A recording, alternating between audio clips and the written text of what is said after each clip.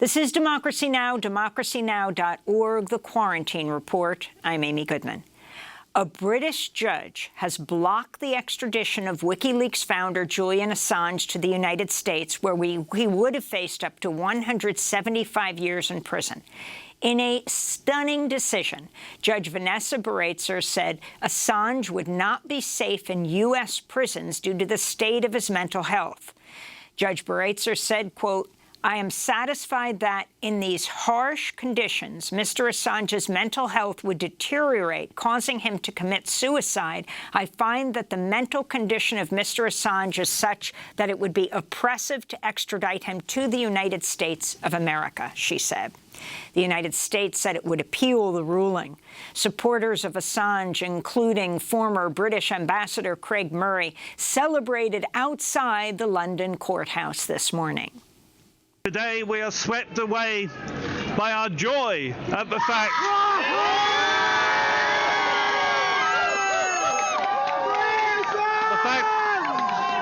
that Julian will shortly be with us. We have a judgment which I think makes an excuse to deliver justice, an excuse based on the appalling conditions in American prisons, an excuse based on the effect that would have on American mental health, and perhaps a sign that the authorities are not prepared to follow through the persecution and destruction of a man for political reasons. Julian Assange's partner, Stella Morris, also spoke shortly after the judge's ruling. I had hoped that today would be the day that Julian would come home. Today is not that day, but that day will come soon. Yeah. As long as Julian has to endure suffering in isolation as an unconvicted prisoner in Belmarsh prison, and as long as our children continue to be bereft of their father's love and affection, we cannot celebrate. We will celebrate the day he comes home.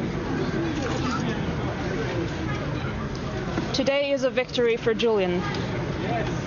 Yes. Today's victory is the first step towards justice in this case.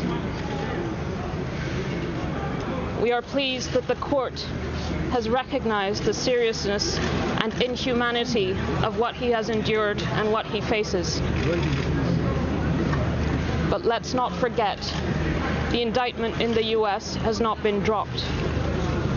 We are extremely concerned that the U.S. government has decided to appeal this decision.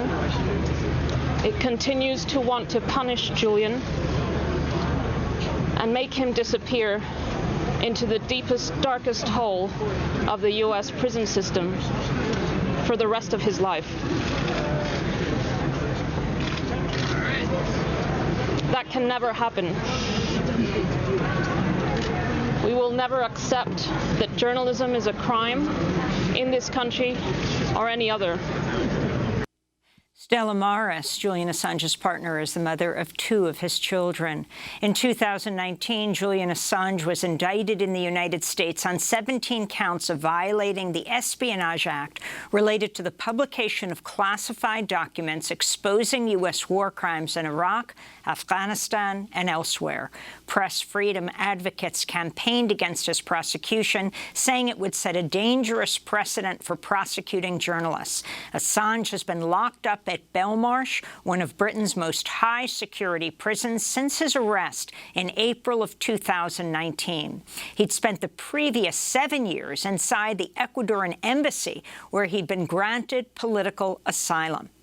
In a statement, Amnesty International said, quote, "We welcome the fact that Julian Assange will not be sent to the USA, but this does not absolve the UK from having engaged in this politically motivated process at the behest of the USA and putting media freedom and freedom of expression on trial," they said.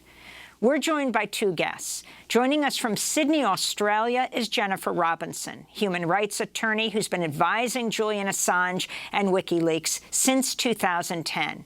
And here in New York, Jameel Jaffer is with us, founding director of the Knight First Amendment Institute at Columbia University. Last year, he submitted expert testimony to Judge Baraitser in the Assange extradition proceeding. Jennifer, let's go to you first. In Australia, you're usually inside the courtroom. Can you respond to this stunning decision of the judge? Well, I attended remotely from Sydney, and it is a welcome decision in the sense that the judge recognised in her judgment that Julian should not be extradited to the United States, but on the narrow grounds that his extradition is oppressive, not for press freedom concerns, but because of the specific medical condition and his declining mental health and the specific prison conditions that he would face once returned to the United States, those being special administrative measures, which is effectively solitary confinement. This is still very concerning, and free speech groups should still be concerned. We will be looking more closely at the judgment in the coming days. But she agreed with the US prosecution in all other matters, including in respect of the free speech arguments that we had raised about the application of the First Amendment, the unprecedented nature of this case, and the fact that Julian wouldn't get a fair trial once returned to the United States. So while we are obviously pleased with the outcome, I'm delighted for his partner, and this has been a very long 10-year battle for us. The fact that she's now decided not to extradite him is a positive one. But I think for free speech groups, for journalists everywhere, this is not the end of the road. And it shows that this is still a terrible precedent. And the U.S. says they will appeal this. What does this mean? I mean, on the one hand, you have the possibility of him being freed this week, but could that appeal mean he remains in jail? We will be making a bail application on Wednesday morning. That was decided this morning. But of course, the US has 2 weeks to appeal. They've already indicated that they will appeal and have indicated that they will likely oppose any bail application. So the right and correct position is that now that we have won this first battle, that he ought to be released on remand pending any appeal outcome. If the US is granted permission to appeal, because they must apply for permission, this could be pushed off for several months, perhaps later in the year. And he's already spent, as I said, almost over a decade under some form of confinement, almost 2 years in a high-security prison because of this US extradition request. And it's really time that the United States puts an end to this. This is an extraordinary prosecution. It never should have been started in the first place. The Obama administration chose not to indict. This case needs to be put to a close, and Julian should be allowed to get on with his life. And for those who aren't familiar with what it is he released, can you explain this case and why he was inside in political exile inside the Ecuadorian embassy for so many years, and then taken by police and put into this supermax Belmarsh prison? The indictment and the prosecution from the United States and this extradition case relates solely to publications back in 2010 and 2011. This included the publication of the Afghan war logs, the Iraq war logs, of course, the famous collateral murder video showing the murder of journalists in Iraq by US soldiers, and the US diplomatic cables. What we saw were evidence of war crimes, human rights abuse. And what was really important about the extradition proceedings is that we had evidence from human rights lawyers from around the world about the importance of WikiLeaks disclosures in human rights accountability efforts, whether we talk about Guantanamo Bay, the Iraq War, and so on. So this is what he was facing prosecution for, 175 years in prison for these important disclosures. And what's troubling about today's decision is that the judge has found that he could have been extradited had it not been for his medical condition. And that's a terrifying precedent for journalists. Jameel Jaffer, if you could respond, you filed expert testimony in his case to this, again, stunning decision that was made by the judge in Britain this morning.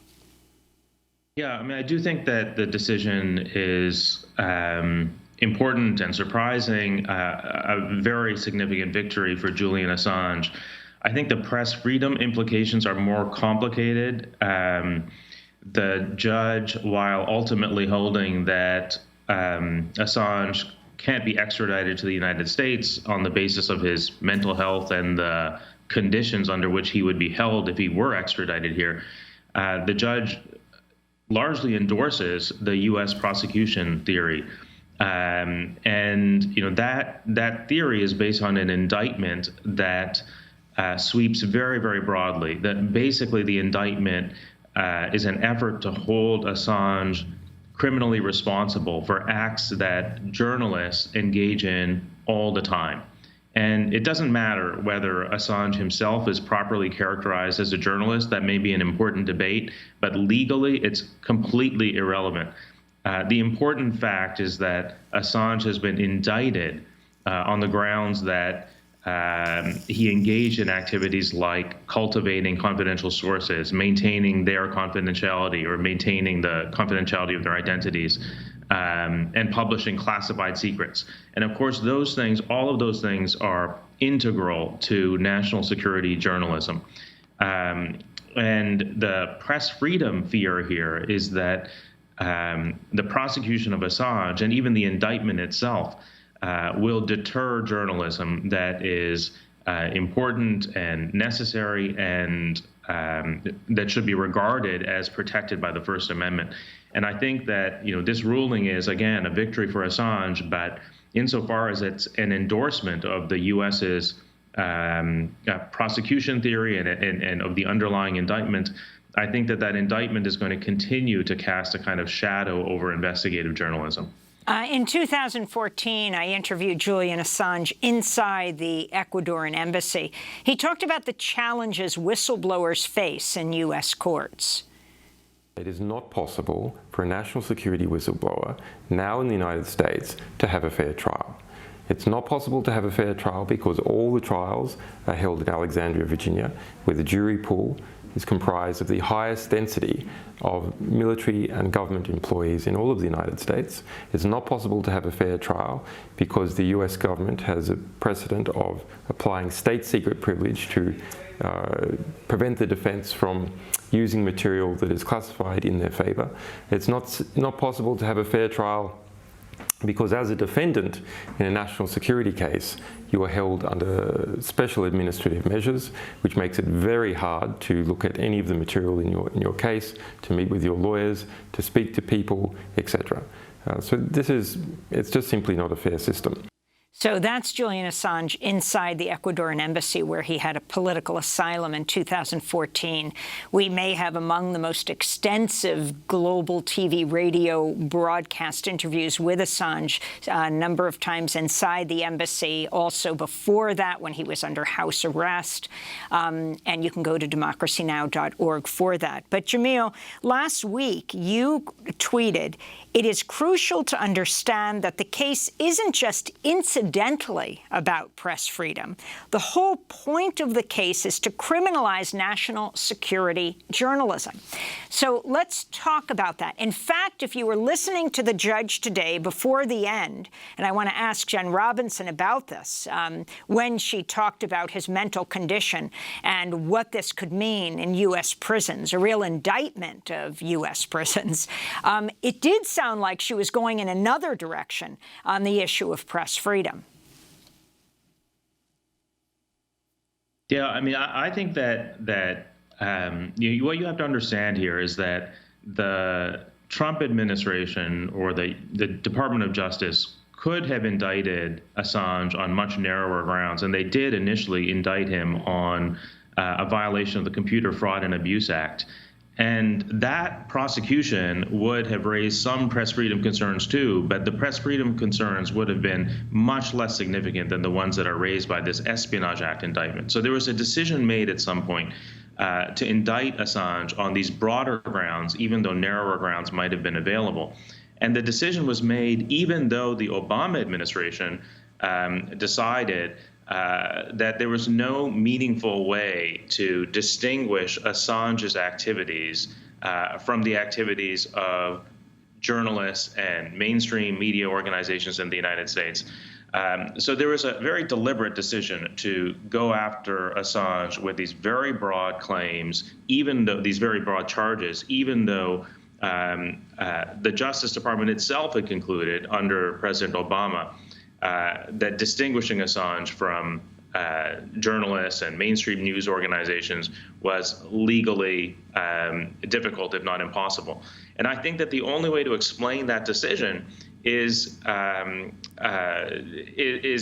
to understand that the whole point of the prosecution, the whole point of the indictment, is to cast a shadow over investigative journalism and national security journalism in particular. The point of this prosecution is not so much to go after Assange, because they could have done that on narrower grounds. The point of the prosecution is to criminalize national security journalism. I understand that that sounds extreme, but I really don't think that there's any other possible explanation for the decision to go after Assange in this particular way. The point is to get at the activities that journalists are engaged in all the time. Again, protecting confidential sources, communicating with them confidentially, cultivating sources, publishing classified secrets. These are the pillars of investigative journalism, of national security journalism in particular. And those things are the target of the indictment. Jen Robinson, were you able to see him at Belmarsh? We haven't been able to see Julian out at Belmarsh since the beginning of the year, since the COVID restrictions were implemented. I think it's really important to talk about the prison conditions he's faced in the United Kingdom so far because of this US extradition request. So we were not able to visit him in person since March, since the outbreak of COVID. He hasn't had social visits. It's made our ability to prepare for this case incredibly difficult. But the isolation that he has suffered already because of the prison conditions in the UK and because of the COVID pandemic, there's been an outbreak of COVID on his prison block in recent weeks, which has meant that he's effectively been 24/7 in his cell, not even allowed to leave in order to wash because of the risk of contracting COVID. And we are very concerned about what would happen to him given his ongoing medical conditions as a result of the many years in confinement, the complications that he would suffer as a result of that. So, Jen, when Joe Biden was U.S. vice president, he likened WikiLeaks founder Julian Assange to a high-tech terrorist. That was the strongest criticism from the Obama administration. Reading a piece from The Guardian, it says, Biden claimed that by leaking diplomatic cables, Assange had put lives at risk and made it more difficult for the U.S. to conduct business around the world. Is it conceivable that President Trump would pardon Julian Assange, and would that matter at this point, given that he will not be sent to the United States? At least at this point, the U.S. has appealed. It is still conceivable that President Trump still has the power to pardon Julian Assange at this point. And of course, while this is an important decision, this decision protects Julian from extradition from the United Kingdom. The indictment and the prosecution still remains afoot. This is an extraordinary prosecution, and I agree with everything that Jameel's had to say about the impact in the United States with respect to First Amendment protections. But it's also concerning for journalists outside of the country, because let's not forget the impact of this ruling is that she would have extradited him had it not been for his particular concerns around his mental health. So this is actually still a very dangerous precedent, and one that the fact that we've won this first step doesn't mean that it's going to be the end of the road. There's still going to be an appeal. And I think all British journalists and journalists outside of the United States need to be looking at this decision as well, to see the fact that they could still potentially be extradited under this precedent, and that's dangerous. And Jameel Jaffer, I asked Jennifer Robinson to describe what it was that that Julian Assange had released. Among them, a video that he called collateral, that WikiLeaks called collateral damage, which exposed a U.S. Apache helicopter opening fire on a group of Iraqi residents in New Baghdad, an area of Baghdad. They opened fire from the Apache helicopter, having gotten gotten approval from back at the forward operating base.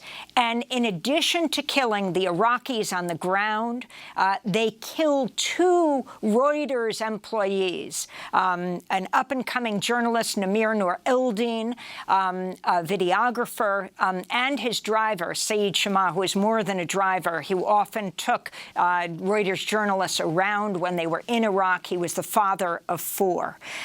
It was a horrifying image. Reuters had year after year demanded from the U.S. government if they had video, and it was that video that WikiLeaks released among, well, millions of other documents. But the significance of this, Jameel, and also how U.S. news organizations like the New York Times, like the Washington Post, treated or backed or didn't back Julian Assange, though they certainly used the information he released. Well, I mean, there's no doubt that that particular disclosure was hugely significant, and that's not the only disclosure that WikiLeaks has made that I think has, made sort of dramatic contributions to public understanding of government policy and national security policy in particular.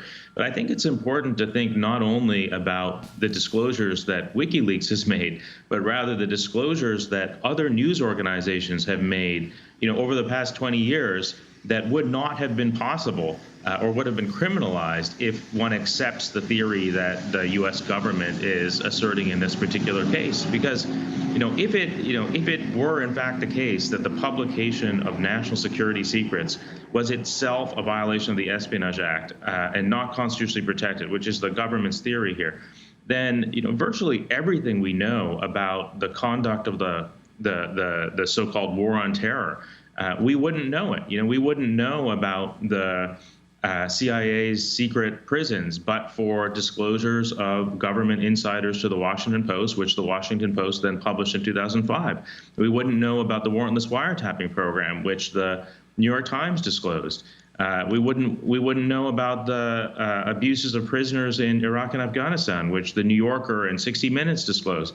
Like, all of that stuff was based on disclosures by government insiders to media organizations, which then published classified secrets. And that is precisely the basis on which the government is prosecuting Assange. And I know that there are factual distinctions between the activities that Assange has engaged in, the activities that some New York Times journalists have engaged in. Those factual distinctions don't ultimately matter to the indictment. The indictment, at the end of the day, charges Assange with publishing classified facts. And if you accept that publishing classified facts is not just a violation of the Espionage Act, but not constitutionally protected, then you are endangering not just the kinds of disclosures that WikiLeaks has undertaken, but the disclosures that other media organizations engage in literally every day. Finally, Jameel, I want to ask you about the push to pardon NSA whistleblower Edward Snowden. During a news conference last year, President Trump suggested he would consider granting Edward Snowden a pardon. There are many, many people. It seems to be a split decision. That many people think that he should be somehow treated differently, and other people think he did very bad things. And I'm going to take a very good look at it. So that's President Trump. Your final thoughts, Jameel? Yeah, I mean, I think we should welcome a pardon of Snowden, whoever it comes from. I would have welcomed it had it come from President Obama, and I would welcome it if it came from President Trump. I think that Snowden has contributed a huge amount to public debate about government surveillance. There are all sorts of reforms to the law that can be traced to Snowden's disclosures in particular. Snowden's disclosures helped us understand the extent to which government officials had misled the public about the scope of the NSA's activities. I think it would be entirely appropriate to pardon him. And I think that it's intolerable that whistleblowers who report to the public gross abuses of civil liberties and human rights pay this very high cost for those disclosures, while the officials who authorize those abuses are appointed to higher and higher posts. I think that's intolerable, and for that reason, I would welcome a pardon.